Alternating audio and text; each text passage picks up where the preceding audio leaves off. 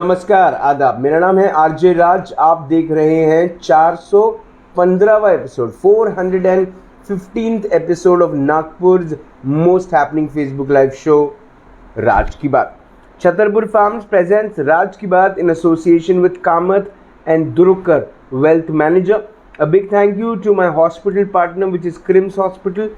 My home partner इस Siddhi Vinayak infrastructure. Siddhi Vinayak infrastructure का एक नया स्कीम आ रहा है जहां पर आप अपने सपनों का घर खरीद सकते हैं। और सिद्धि विनायक तो गणपति बापा हैं, तो उनके नाम से अगर आप घर लेंगे तो आई एम श्योर वो उसका EMI भी आप बराबर भर पाएंगे।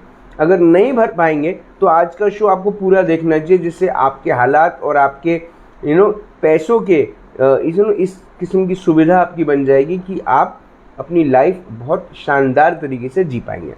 I really want to thank Globus ITI Kamthi, Gemini outdoors, जिन्होंने बजाज नगर स्क्वायर पे मेरा होर्डिंग लगाया, धन्यवाद उनको। युवा फाउंडेशन, सर्विसिंग वाला, Joshi security systems, and of course a big thank you to Tricos and Lixters, the ice cream brand. Well, today we want to talk about something which is the most important part in everybody's life, and that is money. सबका सपना हनी और money. Honey तब आता है जब money होता है, और मनी कब आता है, कैसे आता है, बताने के लिए आज मेरे साथ वो हैं जो पिछले 12 सालों से लोगों को लखपति और करोड़पति बनाने का काम कर रहे हैं। ये एक फाइनेंशियल एडवाइज़र हैं, ये डायरेक्टर हैं वेल्थ इनसाइट के।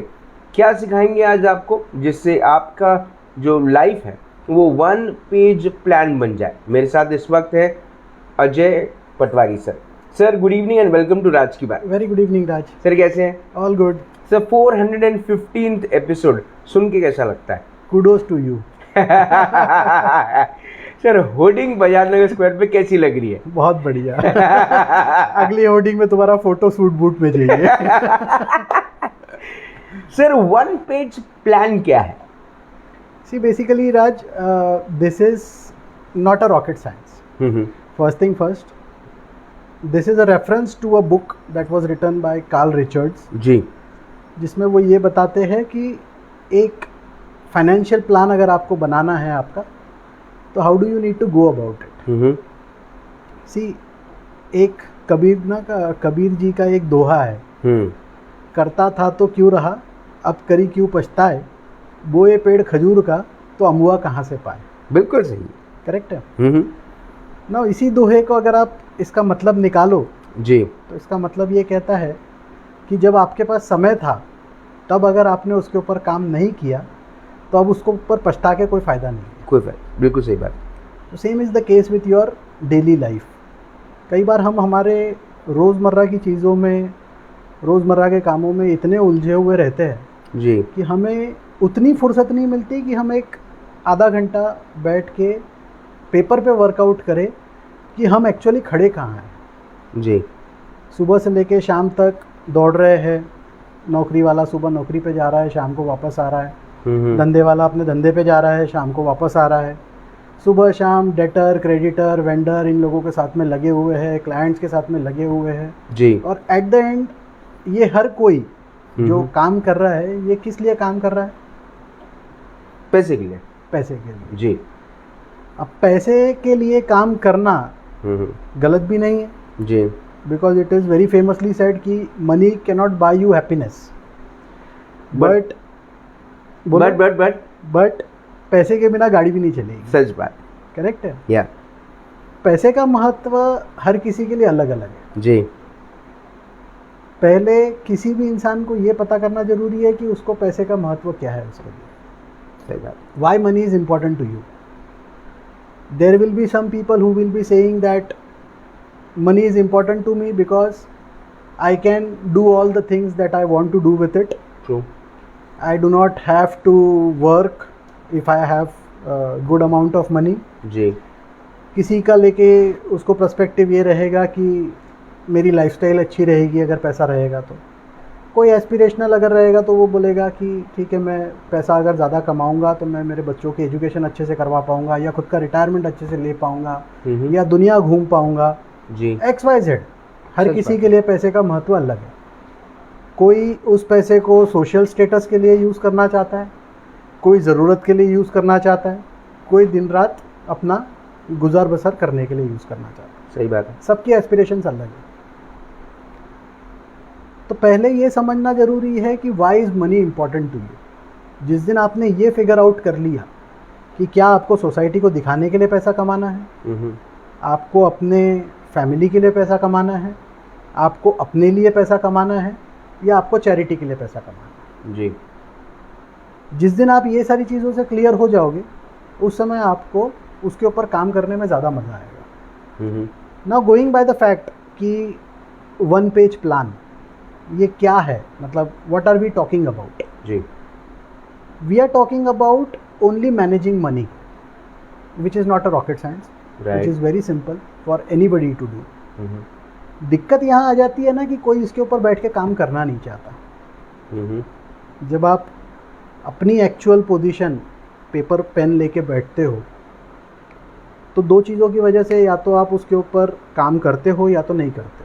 जी, काम करते हो तो इसलिए करते हो कि भाई आपको क्लियर पिक्चर मिल जाए, और नहीं करने वाले बहाना इसलिए बनाते हैं क्योंकि अगर उन्होंने रियल पिक्चर उनके सामने उतारी तो प्रोबेबली वो डर जाएंगे। Ji, there is one very misconception in people's mind. किसी को लगता है कि मैं कर नहीं पाऊँगा, और किसी को ऐसा लगता है कि मेरे पास में बहुत कुछ है तो मुझे कुछ करने की ज़रूरत नहीं, तो मैं करूँ क्यों? मैं करूँ क्यों? देखा जाए तो गलत दोनों भी है जी, क्योंकि जिसके पास सब कुछ है जो बोलता है वो उतना अंदर से ज़्यादा खोखला होता है। सही बात, राइट? पैसा दुनिया तमाम का है बट उसके साथ में टेंशन्स भी दुनिया तमाम की है। जी, जिसके पास में नहीं है वो दिन रात जद्दोजहद कर रहा है कि भाई मैं पैसा कैसे कमाऊँ। So today what I will be talking about is, I will urge all the viewers to simply take a paper and pen ji, और आधा घंटा अपना ईमानदारी से उसके ऊपर दीजिए। जी, और जो चीज़ मैं बोल रहा हूँ अगर आप उसको ईमानदारी से पेपर पे उतार लिए तो probably you will be able to find yourself in a much better position कि where are you now, where do you want to go and how do you go about it. ठीक है, it is as simple as that. ठीक है sir. सो जब हम इस paper pen को लेके बैठेंगे प्लान को बनाने के लिए तो आपको कुछ नहीं करना है, ऊपर में एक टी बनाना है। एक पेपर को लीजिए, उसका टी बनाइए, जी, ऊपर एक लाइन करिए, नीचे एक वर्टिकल लाइन करिए। ठीक है, लेफ्ट साइड का कॉलम जो है वो है आपका एसेट्स का, राइट साइड का जो कॉलम है वो आपका है लायबिलिटीज़ का। एसेट्स मतलब वो चीज़ हो गई जिससे आप इनकम अर्न करते हो या जिसमें आपको अप्रिसिएशन मिलता है। जी, तो आपका घर हो गया, आपकी प्रॉपर्टी हो गई, आपकी इन्वेस्टमेंट्स हो गई, गोल्ड हो गया, ये सारे जो चीज़ें हैं ये आपके एसेट्स के कॉलम में चली जाएगी। जी, ईमानदारी से बैठिए और ये नोट डाउन करिए। ठीक है, कि अगर कोई बंदा बोलता है कि मेरे पास 50 लाख का घर है, लिखिए उसकी वैल्यू। जी, गोल्ड है 5 लाख रुपए का, उसकी वैल्यू लिखिए। मेरे इन्वेस्टमेंट्स म्यूचुअल फंड्स में, शेयर्स में या कहीं और इस तरीके के मेरे इतने इन्वेस्टमेंट्स है 20 लाख रुपए के, वो लिखिए। या आपके पास में कोई कमर्शियल प्रॉपर्टी है उसकी वैल्यूएशन लिखिए, कोई प्लॉट है उसकी वैल्यूएशन लिखिए। ये आपका कॉलम साइड का भरिए पहले, ठीक है। उसके अगेंस्ट में आप ये भरिए कि आपकी लायबिलिटीज़ क्या क्या है। जी, लायबिलिटीज़ मतलब वो जो आपको चुकानी है। जी, हो सकता है आपने जो फ्लैट लिया हो वो खरीदने के लिए आपने लोन लिया हो, जी, तो लोन आउटस्टैंडिंग का अमाउंट लिखिए। आपके क्रेडिट कार्ड्स के कुछ बिल्स हैं जी, जो ड्यू है वो आप लिखिए। देन उसके अलावा अगर आपका कोई और कर्जा है तो वो आप लिखिए।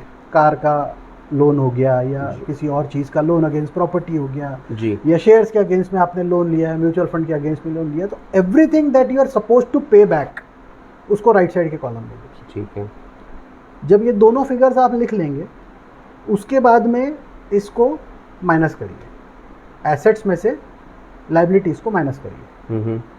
तो आपको पता चलेगी आपकी position that is called as net worth. जी, कि भाई आज की डेट में आप कहाँ पे खड़े हो।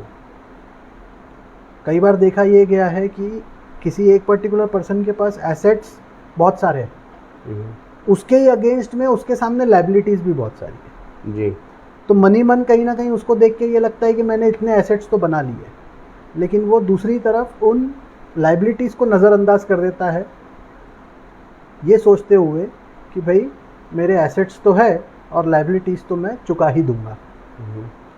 And that does not give you a correct picture, क्योंकि दुनिया को सिर्फ आपके एसेट्स दिखेंगे, आपकी लाइबिलिटीज़ दुनिया को नहीं दिखती, ना ही वो आप किसी को बताते हो। आप नई कार लोगे ना 20 लाख रुपए की, तो आप वो लेके जब निकलोगे तो लोग आपको पूछेंगे राज क्या बढ़िया कार ली है जी, लेकिन कोई आपसे ये नहीं पूछेगा कि भाई इसके ऊपर तूने लोन कितना लिया है, तूने इसकी EMI कितनी दी है, ना खुद आप उसको बताओगे। करेक्ट है, सच बात। तो पहले ये एनालाइज करिए कि आपका नेटवर्थ कितना है जी। बहुत सिंपल एक्सरसाइज है, इत्मीनान से शांति से लेके बैठेंगे तो आपका एक 15 मिनट में ये पूरा एक्सरसाइज कंप्लीट हो जाएगा। ये होने के बाद सेकंड एस्पेक्ट आता है कि आपका इनकम स्टेटमेंट जी, उसका भी एक कॉलम बनाइए। एक साइड में आपके इनकम लिखिए, एक साइड में आपके एक्सपेंसेस लिखिए जी, राइट। ये क्यों बोल रहा हूँ, क्योंकि जब तक आपको ये नहीं पता चलेगा कि आप कमा कितना रहे हो, और जब तक आपको ये नहीं पता चलेगा कि ग्रैन्युलर तरीके से आप उसको खर्चा कहाँ कहाँ कर रहे हो, तब तक आपको ये पिक्चर सामने नहीं आएगी कि आप ये खर्चा कैसे कम कर सकते हो या इनकम को कैसे बढ़ा सकते हो जी। कई बार ये होता है कि इनकम कम होती है, एक्सपेंसेस ज़्यादा होते हैं, सच बात, और वो चक्री चलती रहती है जी। किसी एक महीने में मैनेज करने की बारी आती है, कहीं से मैनेज हो जाता है, फिर दूसरे महीने में भी मैनेज हो जाता है, फिर तीसरे महीने में भी मैनेज हो जाता है जी। तो ऐसा लगता है कि मेरी इनकम जितनी है वो सफिशिएंट है, मेरे एक्सपेंसेस आराम से पूरे हो रहे हैं, वो आराम से पूरे नहीं हो रहे। अब जैसे अगर आप इसको एक एग्जांपल के तौर पे लोगे, तो अगर आपने फैमिली के साथ में कहीं जाने का प्लान बनाया जी, तो आप पहले तो ये नहीं सोचते कि आपके पास में पैसे कितने, बराबर है, सही बात है। सबसे पहले आपके दिमाग में आती है कि आपको जाना कहाँ है, करेक्ट जी। अगर आप बोलोगे कि मुझे नॉर्थ ईस्ट जाना है, तो नॉर्थ ईस्ट का बजट आप कम में भी कर सकते हो या ज़्यादा में भी खर्चा कर सकते हो जी। अगर आपकी इनकम आपको सपोर्ट करेगी तो हो सकता है कि आप रहना भी 5 स्टार में पसंद करोगे, आना जाना भी फ्लाइट से ही पसंद करोगे और प्राइवेट टैक्सी लेके घूमना पसंद करोगे जी, करेक्ट है। तो ये जो फाइनेंशियल गोल्स भी हमारे होते हैं, ये भी इसी तरीके के होते हैं। This is also nothing but a plan, a travelling plan, जहाँ पे आपको ये पता होता है कि आपको यहाँ से 10 साल बाद में यहाँ पहुँचना है, 15 साल बाद यहाँ पहुँचना है, 20 साल बाद यहाँ पहुँचना है, और उसके हिसाब से आपको बजटिंग पहले से करनी पड़ेगी। इट कैनॉट हैपन कि रातों रात आपके पास में कहीं से पैसे आ जाएंगे और आप ये सोचोगे कि मैं वो प्लान मेरा पूरा कर लूँ, वो नहीं होने वाला जी। You have to be very specific about it. जैसे अगर आप कोई लोन लेते हो तो आप सबसे पहले ये मेक श्योर करते हो कि आप हर महीने उसकी EMI रेगुलरली भरो जी। लेकिन वही अगर मैं किसी को बोलूँगा कि आप इन्वेस्टमेंट्स स्टार्ट करो, तो उनको सबसे पहले चिंता ये हो जाती है कि मैं इसको हर महीने भर पाऊँगा कि नहीं भर पाऊँगा जी। वो क्यों है? वो बेसिकली सिंपल फैक्ट है, क्योंकि he himself does not know कि what is his income, what are the expenses that he can cut short. किसी दिन आउटिंग के लिए गए, डाइनिंग के लिए गए, तो वो 2000 में भी काम हो जाता है, किसी महीने में 5000 भी लग जाते हैं, सच बात। लेकिन अगर वो डिसिप्लिन के साथ करे तो जो एक्स्ट्रा का खर्चा हो रहा है, दैट एक्स्ट्रा का खर्चा can be saved, that savings can be put across to fulfil your financial goals जी। हमने लास्ट टाइम भी जो एपिसोड किया था, सिप करो भूल जाओ जी, उसमें भी हमने यही बोला था कि जो बंदा शुरुआत में जल्दी शुरू कर लेगा, उसके लिए पैसा जमा करना कोई बड़ी बात नहीं है, वो बहुत जल्दी और इत्मीनान से, शांति से, आराम से पहुंच जाएगा। गलती कहाँ होती है? हम ना एक भ्रम में जीते जी। हमको ऐसा लगता है कि हम समय आने पे सब कुछ कर लेंगे, कर लूँगा, देख लूँगा, हो जाता ना भाई, संभाल लूँगा, कोई चिंता नहीं है, अरेंज कर लूँगा। एग्जैक्टली। तो ये जो सिचुएशन है ना, ये सिचुएशन 2 साल, 5 साल, 7 साल, 8 साल रहती है। कॉन्फिडेंस में आदमी चलता है, लेकिन जैसे जैसे उसका अल्टीमेट गोल पास आते लगता है ना, तब उसको चिंता सताने लग जाती है कि यार मैं तो अलग बोल रहा था कि ये हो जाएगा, बट अब मेरे को ऐसा लग रहा है कि ये थोड़ा सा मुश्किल हो रहा है या ये नहीं हो पाएगा। तब फिर वो कहीं ना कहीं किसी को ढूंढता है जो उसको फाइनेंशियल गाइडेंस प्रोवाइड कर सके। और फाइनेंशियल गाइडेंस प्रोवाइड करने वाला सबसे पहले यही चीज़ देखेगा कि भाई आपकी इनकम कितनी है, आपके एक्सपेंसेस कितने हैं, उसके अकॉर्डिंगली आपका सेविंग्स का परसेंटेज कितना है, और ये आपका गोल है। तो ये गोल के लिए अगर आपको इतने पैसे लग रहे हैं लेकिन आपका सेविंग्स रेशियो आपको अलाउ नहीं कर रहा है, तो नेचुरल सी बात है कि आपका फाइनेंशियल एडवाइजर भी आपको बोलेगा कि आपको इसको स्ट्रेच करना पड़ेगा। और तब जवाब निकलता है कि मैं स्ट्रेच नहीं कर पाऊंगा जी। वाई? क्योंकि जो समय आपके हाथ में था उस समय को आपने गवा दिया जी। करता था तो क्यों रहा, अब कहीं क्यों पछता है। तो जब करने की बारी थी तब आप अपनी अलग सोच में घूम रहे थे कि आपसे हो जाएगा, आप कर लोगे, लेकिन जब जैसे जैसे वो चीज़ें पास आने लगी तब आपको डर लगने लग गया। और फिर अल्टीमेटली क्या हुआ कि आपने उसके अंदर कॉम्प्रोमाइज़ किया कि भाई बच्चे को हो सकता था, आप उसकी क्षमता ये है कि वो और भी अच्छी क्लास में जा सकता है या और भी अच्छे इंस्टीट्यूशन में जा सकता है, लेकिन जस्ट बिकॉज कि आपके पास में वो रिसोर्सेज अवेलेबल नहीं है तो आपने उसको बोला कि नहीं बेटा तू एक काम कर, तू ये इंस्टीट्यूशन में मत जा, तो इसी का इक्विवेलेंट या दूसरा इंस्टीट्यूशन ले ले जहाँ पर तू कम पैसे में सीख जाएगा। तो गलती किसकी है? गलती उस बच्चे की नहीं है जिसने नंबर्स भी लाए, जिसने वो प्रतिभा भी दिखाई, जिसमें वो काबिलियत भी है जी। गलती उसके पेरेंट की है क्योंकि उन्होंने कभी एक्सपेक्ट ही नहीं किया था कि उनका बेटा इस तरीके से आगे के लिए जंप मार सकता है, या अगर किया भी था तो वो अपने ओवर कॉन्फिडेंस में चलते रहे कि जब ज़रूरत पड़ेगी मैं इसके लिए सब कुछ कर लूँगा। लेकिन कुछ लोग कर पाते हैं, कुछ लोग नहीं भी कर पाते हैं। द आइडिया इज़ कि अगर आप एक डिसिप्लिन को मेंटेन करोगे शुरू से लेके आखिर तक, तो आपको ना तो समय पे पैसे जुगाड़ करने की ज़रूरत पड़ेगी, ना आपको कोई टेंशन लेने की ज़रूरत पड़ेगी, ना आपको किसी के सामने सॉरी फिगर बनने की ज़रूरत पड़ेगी कि बेटा नहीं हो पाएगा। आप अपनी तरफ से प्रिपेयर्ड रहो, वो करे या ना करे, that is again a different thing. Sir पिछली बार हमने शो किया था मार्केट 50,000, अब की बार बाजार 50,000 सर वो 50,000 तो पार हो गया था आपने बोला, और शायद विद इन अ डे, नहीं विद इन अ डे नहीं, वो with in a month, month and 2 हो गया था। हाँ जी। तो वो 15-20 दिन के इसमें ही हो गया था, मतलब वो इतना ज़्यादा वक्त नहीं लगा था जी। तो सर 50,000 तो पार हो गया मार्केट जी। अब क्या प्रेडिक्शंस हैं, क्योंकि कोरोना काल ख़त्म होने आ रहा है, अनलॉक शुरू हो रहा है अभी धीरे धीरे, जो पूरी व्यवस्थाएं थी जो ऑफ ट्रैक हो चुकी थी, now they are coming back on track. Market वापस से क्या उसी उत्साह से खुलेगा? क्या लोगों ने जो SIPs, म्यूचुअल फंड्स, शेयर्स में पैसे लगाए हैं, क्या वो पैसे आने वाले वक्त में बिल्कुल सेफ रहेंगे? किस तरह से देखें मार्केट को अब? देखिए, first of all I would like to congratulate all the investors जिन्होंने पिछले 1 साल में अच्छा पैसा बनाया, कोई डाउट नहीं है उसमें। घर में रहकर जी। मतलब 2 चीज़ें होती है ना, आदमी काम करता है, कई सिचुएशंस में ऐसा होता है ना कि आदमी काम करते रहता है लेकिन उसका पैसा काम नहीं कर रहा होता जी। यहाँ पे सिचुएशन उल्टी थी, आदमी काम नहीं कर रहा था लेकिन उसका पैसा बहुत काम कर रहा था। बहुत बढ़िया, राइट जी। अब रही बात कि बाजार यहाँ से और आगे कहाँ जाएगा, तो उसके कोई लिमिट नहीं है, टू बी वेरी फ्रैंक। आज 50-52 हज़ार की लेवल पे है, हो सकता है आपको यहाँ से 60,000 भी देखने को मिल जाए, लेकिन हमको उसके ऊपर ध्यान ना देते हुए, जैसा मैंने पहले भी बोला, all you need to understand is कि आपका गोल क्या है। आपने अगर उसको फिगर आउट कर लिया तो एवेन्यूज उसको पाने के लिए क्या क्या हो सकते हैं वो आपको खुद ब खुद समझ में आ जाएंगे, या आप किसी से कंसल्ट करोगे तो वो आपको बेटर तरीके से गाइड भी कर देगा। अब ऐसी सिचुएशन में ना मैं एक बहुत क्लासिक एक कोट लेके चलता हूँ अपने साथ हमेशा कि 3 C's ऑफ इन्वेस्टमेंट। अच्छा, right, 3 C's of investment. C वो कैपिटल कैट वाला जी।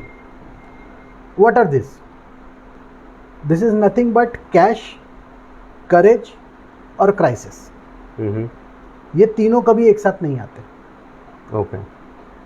कभी ऐसी सिचुएशन आएगी जहाँ पर आपके पास कैश तो बहुत है, लेकिन आपको यही नहीं पता कि पैसा कहाँ डालना है जी। तो आपको वो क्राइसिस वाली सिचुएशन नहीं दिख रही।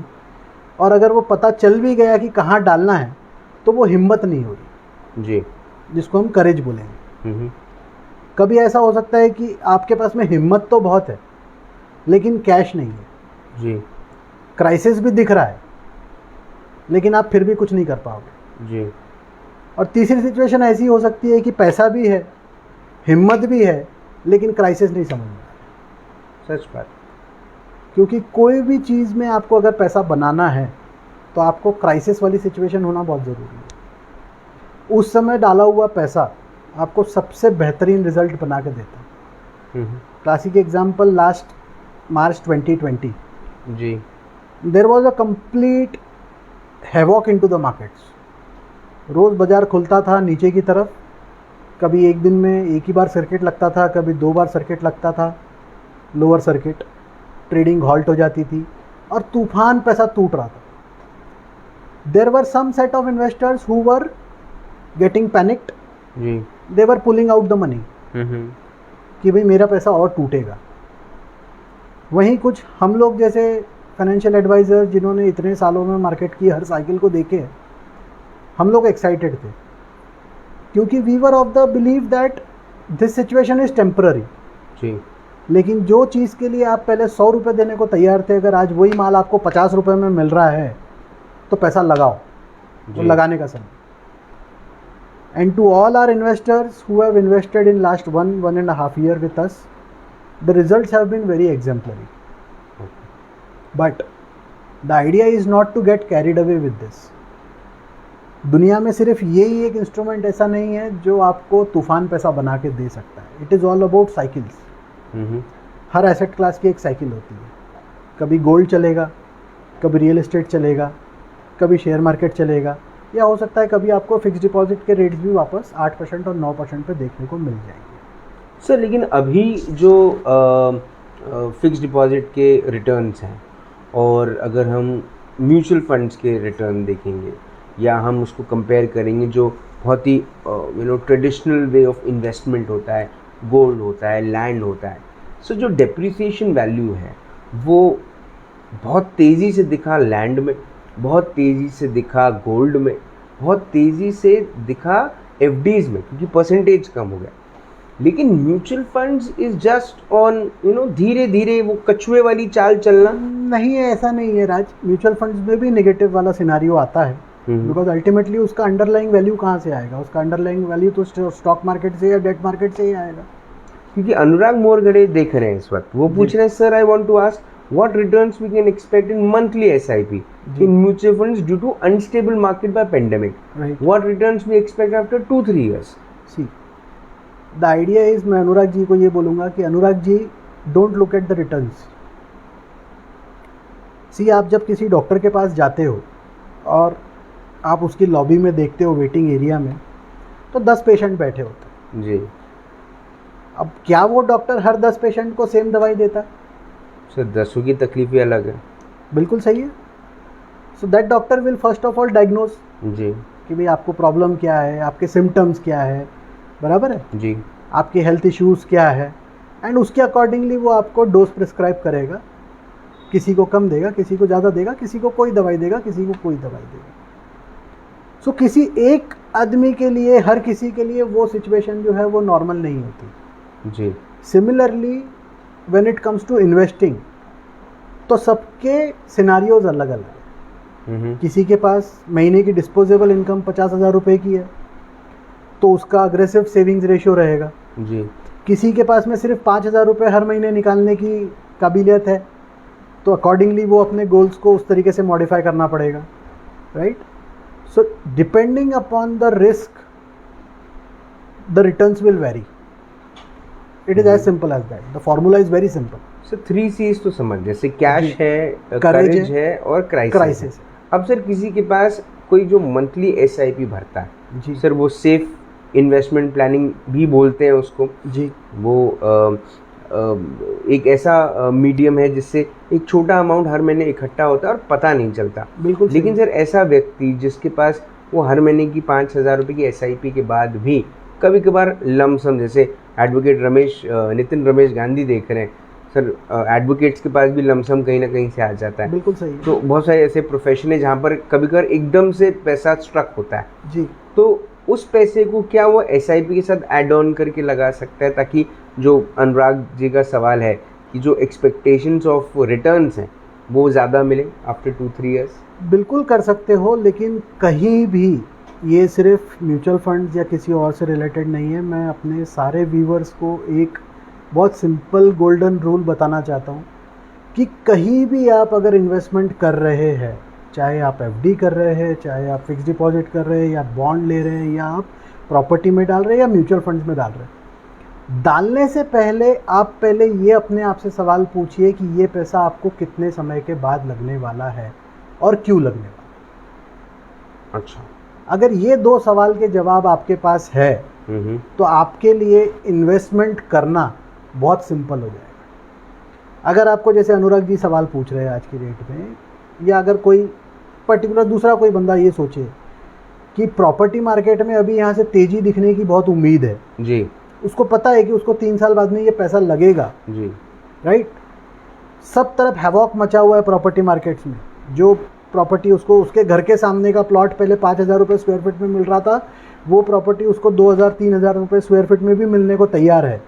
तो क्या वो बंदा वो पूरा पैसा प्रॉपर्टी में डालेगा? The answer is no. Sir why no? सीधा सर 2-3 हज़ार पे आ गई 5,000 की चीज़, अभी तो sir it will again go back to 5,000 जो उसका कॉस्ट था। ट्रू। तो फिर क्यों नहीं जा सकता है ना? तो फिर क्यों नहीं? लेकिन अगर आपका गोल ही 2 से 3 साल के अंदर है, प्रॉपर्टी लेना ना बहुत आसान है राज जी, लेकिन अगर आप उसको बेच ना पाओ ना तो वो किसी काम की नहीं। सच बात। बेचते आना वो सबसे बड़ी कला है जी। तो ऐसी कोई चीज़ जिसमें लिक्विडिटी ना हो, आप उस पैसे को ब्लॉक नहीं करोगे। तो पहले आपको सिर्फ आपसे ये खुद से सवाल पूछना है कि आपको ये पैसा कितने समय के लिए डालना है और किस चीज़ के लिए आपको लगने वाला है। अगर आप मुझे बोलते हो कि मैं, जैसे अनुराग जी ने सवाल पूछा जी कि मुझे 2 से 3 साल में, आपको 2 से 3 साल बाद में क्यों चाहिए वो पैसा? क्या आपका गोल पास आने वाला है? अगर आप बोलोगे कि नहीं, गोल तो पास नहीं आने वाला है, लेकिन मुझे ये भी नहीं पता कि मेरे को ये पैसा क्यों डालना है, लेकिन फिर भी आप बोल रहे हो कि मुझे 2 से 3 साल में रिटर्न मिल जाएंगे, क्या मानो खुदा ना खास्ता 3 साल में रिटर्न बन भी गए जी, तो क्या आप उस पैसे को निकाल लोगे? क्योंकि अगर आपका गोल सामने नहीं है या आपको उसका एंड यूज़ नहीं पता है तो चांसेस ये भी बहुत हाई है कि आप उस पैसे को नहीं निकालोगे, क्योंकि आपको रिटर्न तो बनते हुए दिख रहा है। पर सर अगर 2-3 साल बाद जिस तरह से अगर आज से इन्वेस्ट करना शुरू करें, 3 साल के बाद एक अच्छा रिटर्न बनता भी है और उसको निकालने के बाद फिर एक नया थॉट बनता है कि अब म्यूचुअल फंड्स में इन्वेस्ट नहीं करना है, अब मुझे FD करा लेना है, या मुझे किसान विकास पत्र ले लेना है, या फिर मुझे गवर्नमेंट की जो स्कीम्स है उसमें डालना है पैसा, तो वो डिसीजन गलत होगा फिर से? आप काम करते हुए पैसे को घर पे बिठा के रखना चाह रहे हो। अच्छा, इसको इस तरह से देखा जाए। ऑब्वियस सी बात है, जो पैसा आपके लिए अच्छा काम कर रहा था आपने उसको काम करना रोक दिया, बोले बेटा हो गया तेरा काम, तूने पूरा कर दिया, अब तू एक काम कर, अब तू आराम कर ले, मैं काम करूँगा। अच्छा, पैसा थकता नहीं, लेकिन पैसा थकता नहीं। The idea is very simple Raj, कि अगर आप कहीं भी इन्वेस्टमेंट करते हैं जी तो किसी भी एसेट क्लास में पैसा डालना गलत नहीं है। Every asset class is very beautiful. That all depends on the perspective of the person who is investing the amount. जी, आपको बहुत क्लियर रहना है कि अगर आपके गोल्स 6 महीने से लेके 1 साल के अंदर के हैं तो इर्रिस्पेक्टिव ऑफ द फैक्ट कि आपको बाहर कितनी ही अच्छी अपॉर्चुनिटी क्यों ना दिख रही हो, please do not take risk with that money, because the money is going to be required after 1 year down the line. Example के तौर पे किसी की हायर एजुकेशन की एडमिशन होने वाला है, आज 12th की एग्ज़ाम दिया है या उसने मानो कोई कॉम्पिटिटिव एग्ज़ाम दिया है और उसमें वो क्वालिफाई हो गया, पता है कि 6 महीने के बाद में उसकी एडमिशन होने वाली है जी। और आपका कोई फ्रेंड आपको ये आके बोलता है कि यार ये पर्टिकुलर फलाना शेयर है, ये ले ले, 6 महीने में जो तेरे पैसे लगने वाले हैं तेरे बेटे के एजुकेशन के वो पैसे 2 साल की फीस भी निकाल देंगे, तो क्या आप उसके साथ में रिस्क लोगे? तो बिल्कुल the answer is no. Again is no. या ओके, क्योंकि अगर उसमें कुछ कम ज़्यादा होता है तो 2 साल की फीस तो दूर, जो फर्स्ट ईयर की फीस आपको भरने की सिचुएशन थी उसके भी लाले पड़ जाएंगे। पर सर कैश है, क्राइसिस नहीं है, लेकिन करेज तो है। दोनों बाकी तो होना चाहिए ना जी। करेज कम्स वेरी हैंडी। कई बार जब कैश और क्राइसिस नहीं होता ना तो करेज हमेशा ज़्यादा होता है। अच्छा, आज अगर आपके पास में मैं 1 करोड़ रुपए दे दूँ ना तो आपका दिमाग काम करना बंद कर देगा कि आपको ये पैसा डालना का है। जी। जब तक हाथ में नहीं है ना तब तक आप ये बिल्कुल कॉन्फिडेंट के साथ में बोल सकते हो कि मैं यहाँ पैसा लगाऊंगा, यहाँ पैसा भाई तूफान बनेगा। लेकिन जिस दिन वो पैसा हाथ में आ गया, वो पैसा डालने से पहले आपको 10 बार डर लगेगा। ये होता है। सच बात। So stick to your goals, define it on paper and then accordingly invest. So 1 page plan पे हम वापस आते हैं। हमने सर अपने लाइबिलिटीज़ के बारे में एक तरफ लिख दिया, हमने अर्निंग्स के बारे में एक तरफ लिख दिया, असेट्स के बारे में एक तरफ लिख दिया। अब सर जो अर्निंग्स हैं वो तो सर फ्लक्चुएट होती रहेंगी। बिल्कुल सही है ना, लेकिन सर एक्सपेंसेस भी फ्लक्चुएट होते रहेंगे। Very true. क्योंकि एक्सपेंसेस भले जो आज व्यक्ति पेट्रोल भरा रहा है, आज से 100 रुपये लीटर पेट्रोल है, कल सर 110 होने के चांसेस ज़्यादा है, 90 और 80 होने के चांसेस कम है। बिल्कुल सही। तो वक्त के साथ तो सर एक्सपेंसेस तो बढ़ ही रहे हैं, अर्निंग सेम है, तो इसमें 1 पेज प्लान का क्या रोल आता है? देखिए, एक्सपेंसेस तो बढ़ते ही रहने हैं, उसमें कोई दो राय नहीं है जी। लेकिन हिस्टोरिकल डेटा अगर आप ये देखोगे ना तो आपकी अर्निंग्स भी बढ़ती है। आप किसी एक बंदे को सेम सैलरी पे 5 साल काम करा के मुझे दिखा दो, नहीं करेगा वो काम। Every year which ever job he is working into, वहाँ पे एक इंक्रीमेंट तो होता है। किसी में 7% होगा, किसी में 8% होगा, किसी में 12% होगा, किसी में 15% भी होगा। हर धंधे में भी कोई धंधे वाला जब काम करता है तो वो धंधे में अपना मुनाफा बढ़ाने के लिए काम करता है। जी, बराबर है। बराबर है। ताकि वो अपना टर्नओवर बढ़ाता है जी, अपना सेल्स बढ़ाता है, अपना रेवेन्यूज़ बढ़ाता है। तो ग्रोथ की भूख ऐसा कोई इंसान नहीं है जिसको नहीं है। हर किसी को आगे बढ़ना है। जैसे जैसे आगे बढ़ेगा वैसे वैसे नेचुरल सी बात है कि उसकी लाइफस्टाइल में इजाफा होगा, और लाइफस्टाइल में जो इजाफा होता है ना वो एक्सपेंसेस डिस्क्रिशनरी एक्सपेंसेस बनते हैं जी। और उन्हीं एक्सपेंसेस का रोल तब आता है जब उसकी इनकम बढ़ती है। क्योंकि मोटा मोटा अगर आप एक बेसिक खर्चा घर का निकालो ना तो वो आपका एक बेसिक खर्चा जो है वो बेसिक अमाउंट में हो जाता है। सच बात। थोड़ा बहुत ऊपर नीचे किसी एक आइटम में फ्लक्चुएशन होगा, वो ऊपर जाएगा, किसी एक आइटम में दाम कम होंगे तो वहाँ बचत होगी, लेकिन एक मोटा मोटा बेंचमार्क फिगर जो है वो उसके आसपास होके पूरा हो जाता है जी। खर्चे जो हमारे होते हैं ना राज, वो डिस्क्रिशनरी एक्सपेंसेस ज़्यादा होते हैं। जैसे अभी पिछले काफ़ी समय से लोग घर में बैठे हुए हैं तो लोगों का डाइनिंग का खर्चा बच गया जी, जो होटलिंग करते थे बाहर उसका खर्चा बच गया, ट्रैवलिंग का खर्चा बच गया, कपड़े लत्तों का खर्चा बच गया जी, गाड़ियाँ घर से बाहर कम निकल रही है तो पेट्रोल का भी खर्चा बच गया जी। I would like to ask this people कि जब ये खर्चे पूरे बच गए हैं तो what have you done with this money? Saving तो हुई है ना? बिल्कुल सेव हुआ है। अगर आप महीने के होटलिंग के पीछे 10,000 रुपये खर्चा करते थे, अर्निंग्स भी तो कम थी, ये भी तो देखना चाहिए। ठीक है ना, अर्निंग्स कम थी, मैं ये नहीं बोल रहा हूँ कि अर्निंग्स भी बढ़ी है जी, बट जो पहले आपको 1 लाख रुपए कमा के 80,000 रुपये का खर्चा लग रहा था जी, आज आपकी 50,000 रुपये की अर्निंग आ रही होगी, या जो आपका पुराना पैसा लगा होगा वो तो आपके लिए काम कर ही रहा होगा कहीं ना कहीं। बिल्कुल सही बात। वो आपके लिए कमा रहा है जी। तो जो आपका खर्चा 80,000 का था वो खर्चा तो सीधा आधा हो गया ना भाई जी, सच बात। तो क्या आपने अपना सेविंग्स रेशियो बढ़ाया? और अगर सेविंग्स रेशियो नहीं बढ़ाया then probably you are into deep crisis. Sir एक सवाल आया कादिर शेख का, कादिर शेख हमें देख रहे हैं, पूछते हैं sir what is the importance of asset allocation?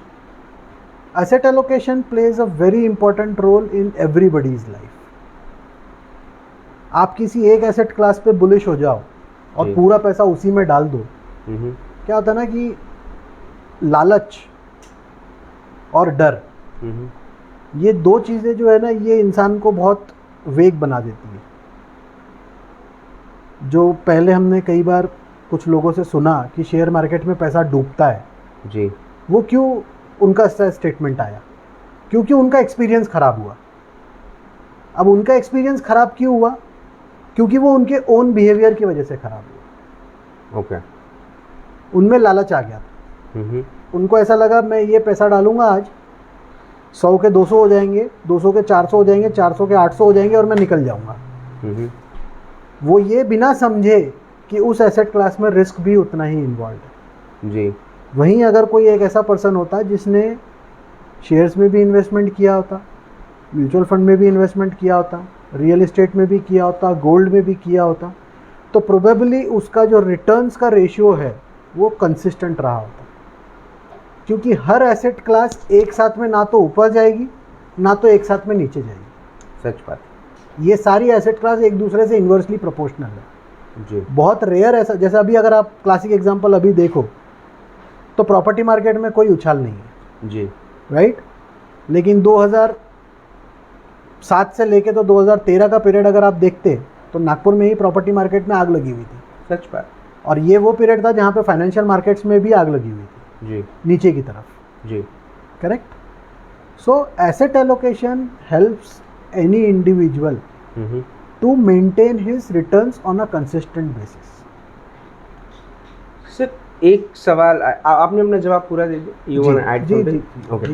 Advocate Nitin Gandhi देख रहे हैं, कहते हैं sir can we see our future plans on the platform of unsecured investment plans और unsecured return plan, that too long term plan? Unsecured return plan में उसको अगर आप डिफाइन करेंगे तो वो थोड़ा ज़्यादा क्लियर हो जाएगा कि आप अनसिक्योर्ड में किसको बोल रहे हैं।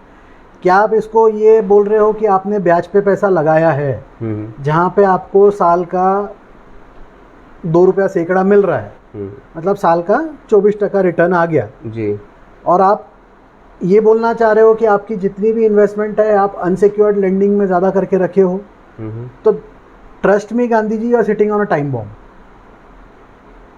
क्योंकि अभी ऐसा सिनारियो है, किसी ने एक्सपेक्ट नहीं किया था, पहले ब्याज का धंधा बहुत अच्छा चलता था, 18% 24% अकॉर्डिंगली आता था, क्योंकि ये धंधा भी चलता है भरोसे के ऊपर। सच बात। लेकिन ये जो सिचुएशन अभी आई है, यहाँ ब्याज तो दूर की बात है, मुद्दल तक का लोगों के वापस नहीं आ रहे, क्योंकि सामने वाले की परिस्थिति कैसे बदल जाएगी और उससे आपको पैसा वापस देने की उसकी एबिलिटी के ऊपर क्या फ़र्क पड़ेगा, इसका अंदाज़ा आप कभी नहीं लगा सकते। सर एक बड़ा इम्पॉर्टेंट रोल प्ले किया जो नॉन ट्रेडिशनल वेज थे, ना ही सिर्फ इनकम के लेकिन ऑल्सो सेविंग के। SIP played a very important role in this pandemic. 2 साल लोगों ने कुछ लोगों ने तो सर जैसे ही उनके हाथ के पैसे खाली हुए, ये जो पैसा उनका SIP में लगा हुआ था वो उन्होंने तोड़ा। बिल्कुल सही है। और वो उनको काम आ गया। ऐसे लोग जिन्होंने म्यूचुअल फंड्स में काफ़ी समय से इन्वेस्टमेंट करके रखा था, उन्होंने अगर बीमारी आई घर में, कोविड आया, तो बड़े बड़े हॉस्पिटल्स के बड़े बड़े बिल सिर्फ म्यूचुअल फंड्स के रिटर्न्स की वजह से उन्होंने वो भर पाए। कुछ लोग ऐसे भी थे जिन्होंने इस वक्त इन्वेस्ट का काम किया, इन्वेस्टमेंट करने का काम किया। बिल्कुल सही। और जहाँ उन्होंने 2 रुपये लगाए उन्होंने 5-7 रुपये कमा लिया। बिल्कुल सही। एक अलग लेवल की चीज़ देखने को मिली इन फाइनेंशियल मार्केट। एक बहुत मतलब सर ये इसको मैं क्या, इसको किस एक तरीके का सुनामी था ये, जो समझ नहीं पा रहे थे लोग कि आएगा कि जाएगा, बहाएगा या लुटाएगा, समझ नहीं पा रहे थे लोग। सर इस किस्म के मार्केट को आगे भी देखा जा सकता है। अभी ऐसा नहीं है कि आने वाला वक्त कैसा है कुछ बोल नहीं सकते, बिकॉज बायोलॉजिकल वेपन जो होता है, जो जिसको आप बोल रहे हैं अभी कोविड का नाम दिया है, वो बायोलॉजिकल वेपन आगे भी यूज हो सकता है। ट्रू। तो कैसी तैयारी रखनी चाहिए अभी से? 1 पेज प्लान तो हो गया, फ्यूचर कैसे करें? आपने ना बहुत इंटरेस्टिंग सवाल पूछा है। ये मेरे से एक्सपेक्टेड नहीं था क्या? नहीं, एक्सपेक्टेड नहीं था। ओके आपने इंटरेस्टिंग सवाल पूछा है जी जिसमें आपने 2-3 अलग अलग एस्पेक्ट्स के ऊपर बात करी। जी पहली की एसआईपी के रिटर्न्स। जी जैसे मैंने लास्ट शो में भी बोला था कि किसी भी एसआईपी में रिटर्न 5 साल से पहले नहीं बनता, क्योंकि जब तक वो एक आपका कॉर्पस इकट्ठा नहीं होगा जी जिसके ऊपर 5% 10% की तेजी आपको एक सिग्निफिकेंट अमाउंट बढ़ा के दे, तब तक कि आपको उसके अंदर मज़ा नहीं आएगा। ओके आपने 5,000 रुपये की एसआईपी शुरू करी, 5 साल तक उसको ईमानदारी से चलाए, तो उसके अंदर कॉर्पस जमा हो गया 3 लाख रुपये। जी जब वो 3 लाख रुपए के ऊपर 10% 20% की आपको तेजी दिखेगी ना, तो वो अमाउंट आपको बढ़ता हुआ बहुत तेज दिखेगा। जी पहले महीने का इंस्टॉलमेंट 5,000 रुपये गया और उसके ऊपर 20% की भी तेजी आ गई, तो वो आपको अट्रैक्ट नहीं करेगा, ठीक है बोलेगा। क्योंकि किसी भी एसआईपी में रिटर्न्स बनने के लिए एक कॉर्पस का जमा होना जरूरी है पहले, तब उसका कंपाउंडिंग का मज़ा आता है जी ठीक है। तो कभी भी एसआईपीज जब करें तो बेसिकली अपने लॉन्ग टर्म गोल्स के हिसाब से एसआईपी करें, ताकि आपको कम अमाउंट लगा के ज़्यादा आउटपुट मिले, सो दैट कि you can match your goals and returns. जी दूसरा सवाल आपने ये बोला, मतलब दूसरा स्टेटमेंट आपने जो दिया वो ये दिया कि कुछ लोग थे जिन्होंने म्यूचुअल फंड से अपने पैसे निकाल लिए, जी राइट, और अपने खर्चों को पूरा किया। I would like to place it into a very different perspective. आप ये सवाल पूछिए कि इन लोगों को अपने म्यूचुअल फंड्स को क्यों तोड़ना पड़ा? क्यों तोड़ना पड़ा? क्योंकि उनके पास बैकअप तैयार नहीं था। इसलिए मैंने पहले जब बोला कि आपको ये पता होना चाहिए कि आप पैसा डाल रहे हो तो क्यों डाल रहे हो और किस चीज़ के लिए डाल रहे हो, तो आपके इन्वेस्टमेंट्स जो है वो बहुत क्लियर हो जाए। वैसे ये उनका पैसा है, पर ये जो पैसा जिन्होंने डाला, हाँ, so you cannot blame them, मतलब I will not blame them. No, but this was the thing sir, पैसा कब जरूरत पड़ता है? जरूरत के टाइम पे। True जी। तो बेसिकली पैसा आपका ही था, वो आपने यूज करना ही था जी, आपने यूज किया, कोई गलत नहीं है उसमें जी। लेकिन अगर इसी सिचुएशन को आपको मैनेज करना था तो there was no need to break your long term investments, provided अगर आपने अपना एक इमरजेंसी कॉर्पस अलग बना के रखा होता। ओके। जैसे अभी बहुत से लोगों को ये समझ में आ गया है कि भाई इनकम डिसरप्ट हो सकती है जी। कई बार लोग पहले ना कमर्शियल प्रॉपर्टी को बहुत हॉट इन्वेस्टमेंट समझते थे जी, कि भाई एक दुकान किराए पे लेके रख दो, उसका रेंट तुमको हर महीने आएगा। लेकिन आज अगर आप देखोगे तो वो सिचुएशन पूरी उल्टी पड़ गई है। बेंगलोर जैसी सिटी में जहाँ पे मैक्सिमम आईटी पार्क्स है, बड़ी बड़ी आईटी कंपनीज है जिन्होंने बड़े बड़े ब्लॉक्स किराए पे लेके रखे, they are vacating the blocks because they have also understood कि वर्क फ्रॉम होम में उनकी कॉस्ट भी कम है, तो उनको इतना बड़ा ऑफिस सेटअप लेके रखने की जरूरत ही नहीं है। Similar is the case with commercial properties. दुकानें बंद है तो नेचुरल सी बात है कि आप दुकानदार को ये भी नहीं बोल सकते हो कि भाई मेरा किराया दे दे, वो बोलेगा भैया दुकान ही बंद है। और वो भी सिचुएशन आपके सामने क्लियर नहीं है कि वो दुकान आगे कंटिन्यू करेगा या नहीं करेगा, या बंद करके वो वाइंड अप कर देगा। तो commercial investment is also a very different thing as of now to invest जी। वहीं अगर आपने इसको पहले से फोरसी करते हुए अपने 6 महीने से लेके 1 साल तक के एक्सपेंसेस, उसके लिए अगर आपने एक अलग किटी बना के रखी होती, तो जो म्यूचुअल फंड आपके पिछले साल बहुत अच्छा काम कर सकते थे उनको आपको ब्रेक करने की ज़रूरत नहीं पड़ती जी, क्योंकि वो पैसा आपका बहुत अग्रेसिवली काम कर रहा था और आपने उसको काम करते करते बीच में रोक दिया। आपके पास में उसका बैकअप तैयार नहीं था। सो हम लोग जो सबसे पहले किसी को भी एडवाइस देते हैं तो हम वही एडवाइस देते हैं कि फर्स्ट ऑफ ऑल आपके 6 महीने से लेके 1 साल तक के एक्सपेंसेस आपके पास में एज ए इमरजेंसी कॉर्पस होना चाहिए जी।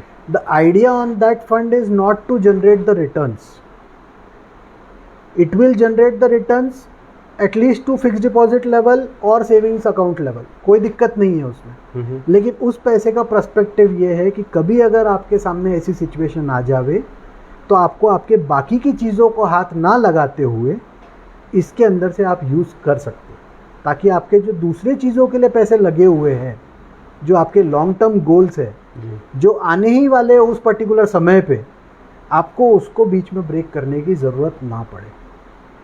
सेकंड, आपने जो एक स्टेटमेंट दिया कि कुछ लोग थे जिन्होंने पिछले 1 साल में बाजार में पैसा भी बहुत लगाया जी, तो ये वो लोग थे जिनके बाकी सारी चीज़ें बराबर भरी हुई थी और जो उनके पास सरप्लस पैसा था वो पैसा उन्होंने डाला।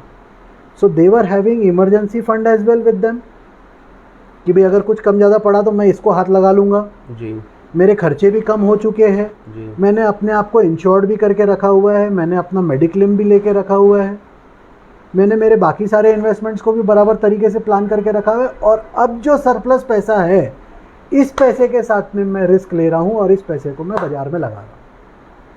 सर, यूरोपियन नेशंस में एक चीज़ जो देखी जाती है वो महंगा घर, महंगी गाड़ी, महंगी लाइफस्टाइल वो थोड़ा सा अवॉइड करते हैं। वो साधारण जीवन जीते हैं, वो साल में 1 या 2 बार रहता है उनका, एक क्रिसमस रहता है और एक आध जन्मदिन या एनिवर्सरी टाइप्स वक्त रहता है जब वो लोग एक बहुत सारा पैसा जेब से निकालते हैं। नहीं तो दे बिलीव इन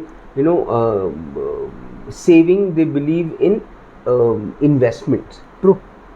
सर, ये चलन हमारे देश में क्यों नहीं आता? मतलब अगर हम कंपेयर करें, क्यों हमारे देश में सेविंग और इन्वेस्टमेंट को उतना ज़्यादा, या फिर जो जो सही तरीका है इन्वेस्टमेंट का जो आप समझा रहे हैं आज, वो तरीका क्यों लोग अडॉप्ट नहीं करते? बाहर के देशों में ना सोसाइटी प्रेशर नहीं है। अच्छा। अपने यहाँ पे सोसाइटी प्रेशर ज़्यादा है। थोड़ा सा एक्सप्लेन करिए। इसको एक्सप्लेन करने के लिए आप मानो 5 क्लोज फ्रेंड्स हो, 5 में से 2 ने नई गाड़ी ली तो अपने आप बाकी के लोगों को ना कहीं वो मन में लगना शुरू हो जाता है कि यार मैंने भी नई गाड़ी लेनी चाहिए। बराबर बराबर। बाहर के देशों में सेविंग्स रेशियो ज़्यादा है। वो क्यों है? क्योंकि बाहर के देशों में बहुत सारी चीज़ें उनकी गवर्नमेंट की तरफ से टेकन केयर ऑफ है जी। जैसे मेडिकल हो गया, एक डिसेंट स्कूल में एजुकेशन का खर्चा जो है वो भी स्पॉन्सर्ड होता है जी। अपने यहाँ पे वो चीज़ नहीं, अपने यहाँ पे सब कुछ खुद को करना पड़ता है। बोलने के लिए दुखद भी है और सुनने वाली भी है और समझने वाली भी है जी। हमारे यहाँ वो सिचुएशन है कि अगर कुछ कम ज़्यादा हो जाए तो आपको बचाने वाला कोई नहीं आने वाला है, खुद को ही करना पड़ेगा जो करना है। आप जितना अपने आप को डिसिप्लिन रखोगे उससे आपका और आपके परिवार का भविष्य उज्जवल होने की संभावना ज़्यादा है। दूसरा कोई आके ध्यान नहीं देने वाला। होने को हो सकता है कि आप आयुष योजना के अंदर आप कवर्ड भी हो जी, आप गवर्नमेंट वाले इसमें कवर्ड भी हो, लेकिन how many of you feel like कि you can go to a government hospital to take the treatment? जो आपने बोला ना कि कोरोना के पीरियड में लोगों ने प्राइवेट हॉस्पिटल्स में लाखों के बिल भी दिए जी। वाई? क्योंकि कहीं ना कहीं उनको भी पता था कि जो गवर्नमेंट मशीनरी है वो किस तरह से काम करती है। So if you know everything then why don't you start working on it? Under which illusion are you living कि आपको आगे चल के कौन आपकी ज़रूरतों को पूरा कर देगा? अभी ऐसे काफ़ी जान पहचान में क्लोज ऐसे सिनारियोज भी हुए जहाँ पे अर्निंग मेंबर जो था कोविड की वजह से उसकी डेथ हो गई जी। लेकिन उस बंदे ने लाइबिलिटीज़ तो बहुत लेके रखी थी, खुद को उसके अगेंस्ट में प्रोटेक्शन दे के नहीं रखा था और आज वो पूरा बर्डन जो है वो उनकी फैमिलीज़ के ऊपर ट्रांसफ़र हो गया। यंग चिल्ड्रन एट होम, उनका एजुकेशन जी gone for a toss. The loan that he has taken to get a house that has come under scanner जी। The financial and the social security of his family members also gone for a toss. Who is responsible for this? The earning member. क्योंकि जब समय था तब he did not do anything about it, and then when the situation turned, then probably the family is facing the consequences. Super. Well said.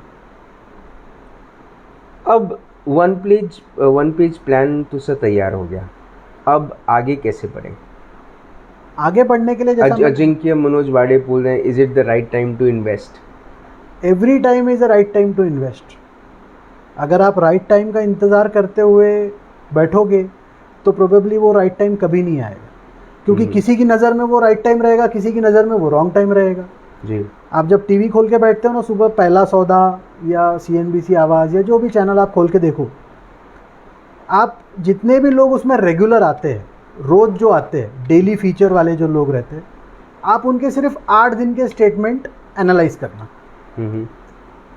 तो आपको ये पता चल जाएगा कि 50% of the time they are right and 50% of the time they are wrong. What if आप उनकी wrong advice को फॉलो करके इन्वेस्ट करके बैठ गए? दुनिया में हर तरीके के लोग हैं प्रेडिक्शन देने वाले। कोई बोलेगा कि बाजार और ऊपर जाएगा, कोई बोलेगा कि बाजार मंदी में जी। तो हमारे शेयर मार्केट में बहुत अच्छी टर्म यूज होती है, बुल्स एंड बेयर्स जी। जो लोग तेजी में बैठे होते हैं उनको बुल्स बोलते हैं, जो लोग मंदी में बैठे होते हैं उसको बेयर्स बोलते हैं। जब ये संतुलन थोड़ा बहुत ऊपर नीचे होता है तब या तो बाजार में रैली आती है या तो बाजार में गिरावट आती है जी। और जब ये संतुलन एकदम मैच्ड रहता है तो हम फ्लैट मार्केट्स देखते हैं, क्योंकि ये पूरा गेम जो है, ये पूरा गेम है डिमांड और सप्लाई का। So there will always be people who will be staying right to their predictions, there will be people who will be wrong to their predictions. The idea is to understand आपको कहाँ जाना है, कैसे जाना है और कितनी स्पीड में जाना है। कुछ लोग ऐसे भी रहेंगे, आप लेके बैठो ना, 10 पेटी लेके बैठो, आपको ऐसे भी लोग मिलेंगे जो बोलेंगे कि साहब इसमें पैसा लगाओ, इसमें 1 साल में पैसा डबल हो जाएगा जी। कुछ कंजर्वेटिव लोग आपको जो कोई चीज़ देने के लिए आएंगे वो ये बोलेंगे कि साहब 7% में FD करो ना, पैसा आराम से कुछ समय के बाद में डबल हो जाएगा। आपको ये देखना है कि आपको 7% वाले को फॉलो करना है या आपको तेजी वाले को फॉलो करना है, depending upon your risk appetite. आपको जाना है यहाँ से दूसरे शहर, आप चाहो तो हाईवे पे गाड़ी 150 की स्पीड में भी चला सकते हो, आप चाहो तो 70 की स्पीड में भी चला सकते हो। दोनों ही सिचुएशन में पहुँचोगे आप अपनी डेस्टिनेशन पे ही, लेकिन chances of getting caught into an accident will be more high when you drive at a high speed, and the chances that you will be reaching safely is with the low speed. तो क्या इसमें कोई जीता या कोई हारा? The answer is no. दोनों को पहुंचना वहीं था और वो वहीं पहुंचे। कोई जल्दी पहुंच गया लेकिन हाथ पैर तोड़ के पहुंचा, और कोई लेट पहुंचा, सही सलामत पहुंचा। सो ये जो सेकंड ऑप्शन है, लेट पहुंचना लेकिन सेफ पहुंचना, सर इन्वेस्टमेंट की जब बात होती है तो सर दोनों ही तरीके सही हैं और दोनों ही तरीके गलत हैं, कौन सा तरीका अपनाएं? ये आखिरी सवाल होगा आपसे। अपने खुद को एनालाइज करने के बाद, अगर आपका, देखो मैंने इसीलिए बोला कि अगर आप जल्दी शुरू करोगे ना तो आप 10-15 साल 20 साल काम करके फ्री हो जाओगे जी। रिटायरमेंट और फाइनेंशियल फ्रीडम, ये दोनों में बहुत difference. Retirement comes compulsory by the age जी। यहाँ पे एक स्टैंडर्ड बेंचमार्क बना हुआ है कि 58, 60 ये जो एज पहुँचती है ये रिटायरमेंट एज गिनी जाती है जी। लेकिन फाइनेंशियल फ्रीडम एक ऐसी स्टेज है जो आप 30 की एज में भी पा सकते हो, 35 की एज में भी पा सकते हो, 40 की एज में भी पा सकते हो जी। अगर आप फाइनेंशियल फ्रीडम के पीछे जाओगे तो आपका आने वाला जीवन बहुत सुखद रहेगा, क्योंकि तब आपको पैसे के लिए काम करने की ज़रूरत नहीं रहेगी। देयर आर सम पीपल जो 70 की एज में पहुंच गए लेकिन आज भी वो काम कर रहे हैं जी। वो बोलने के लिए बोलते हैं कि हमको काम करना अच्छा लगता है। The correct perspective to look at it is that कि अगर उन्होंने काम करना बंद कर दिया तो उनका काम चलना बंद हो जाएगा, सर्वाइवल कठिन हो जाएगा, क्योंकि they work for their retirement, they did not work for their financial freedom. And to all the young investors out there, the best is start early, stay disciplined for another 10 years, 15 years, 20 years and आप free हो जाओगे। कोई ज़रूरत नहीं है आपको 58-60 तक के काम करने की। हम वॉरेन बफे का एग्जांपल देते हैं, लेकिन आज वॉरेन बफे 90+ है जी, राइट। उनकी वेल्थ बनना उन्होंने शुरू की थी जब वो 14-15 साल की एज में थे, और आज वो 90 में पहुँचे, तब वो जाके इतने समय में पहुँचे। तो जब उन्होंने इतना समय दिया तो कोई भी आज उनकी सिर्फ वेल्थ को देखता है कि यार वो इतना बड़ा आदमी है, लेकिन उसकी जर्नी कहाँ से शुरू हुई थी और उसने उसके कितने साल लगाए, उसकी तरफ किसी का ध्यान नहीं जाता, उससे कोई नहीं सीखना चाहता। क्योंकि investing is very boring. If you want to have supernatural returns then try Las Vegas. ये सही था। एक आखिरी सवाल, एक प्राइवेट मैसेज आया, उसका मैं पूछ लेता हूँ आपसे। ये आखिरी सवाल होगा sir. Looking at pandemic, looking at the coming time, people who haven't started doing their investment, haven't planned SIPs, mutual funds, what do you suggest them? How to start? Start and it with immediately. what amount to start? Amount after going through your one page plan, it will be better to decide। क्योंकि आज अगर मैं आपको बोल दूं कि आप 10,000 की अमाउंट से स्टार्ट कर दो, लेकिन अगर आपकी कैपेसिटी 50,000 की है तो वो अंडर सेलिंग हो जाएगी जी। वही अगर मैं आपको 50,000 के अमाउंट से बोल दूं और आपकी कैपेसिटी अगर 20,000 की है तो आप उसको वैसे ही नहीं स्टार्ट करोगे। So it's better that you consult your financial advisor और you can visit our office at Dhantoli 502 Satyam apartments. We can help you go through a financial plan. We can make that one page plan for you, जहाँ पे हम concrete बात करेंगे, आंकड़ों पे बात करेंगे, डेटा पे बात करेंगे। और जब डेटा पे बात करेंगे ना तो आपको मज़ा बहुत आएगा। Sir, apart from your address, how can someone reach out to you via a phone call? You can reach out to me on 7722046442. That's my mobile number. And you can also drop me an email on ajay@wealth-insight.in. Sir, आपने अपना वक्त दिया, आपने one page plan पे बात करी। आज फिर आपने एक जागरूकता फैलाई कि अर्ली जागना ज़रूरी है और जागकर आज इन्वेस्ट करना ज़रूरी है, सही तरीके का इन्वेस्टमेंट करना ज़रूरी है, क्योंकि वक्त पलटते देर नहीं लगती। जब जागो तब सवेरा, और जब जागो तब सवेरा। आपने अपना वक्त दिया, आपने हमसे बात करी और हमारे सभी सवालों का जवाब दिया, उसके लिए बहुत बहुत धन्यवाद। Thank you Raj. Ajay Patwari sir से आज बात करके 2-3 बातें समझ में आ गई। एक तो ये जो मैंने यूरोपियन और हमारी यूरोपियन कंट्रीज़ और हमारी कंट्री का जो एक फेस ऑफ करने की कोशिश करी, कंपैरिजन करने की कोशिश करी। उनकी सोसाइटी अलग है, हमारी सोसाइटी अलग है, लेकिन हमारी सोसाइटी में एक चीज़ तो है, एक सोशल प्रेशर। अगर और ये स्पेशली आता है, पहले सिर्फ ये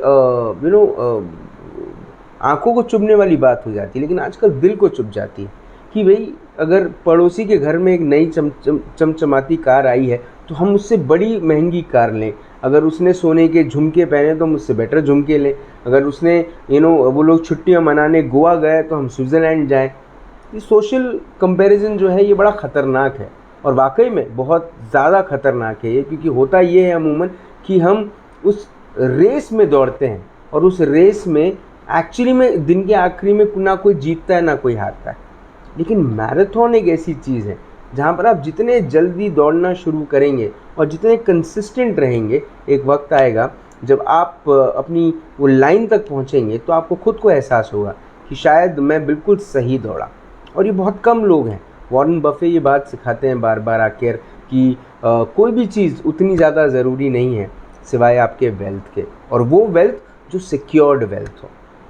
आज अजय पटवारी सर ने आपको अपना नंबर दिया है, आज अजय पटवारी सर ने अपनी बात आपके सामने रखी है।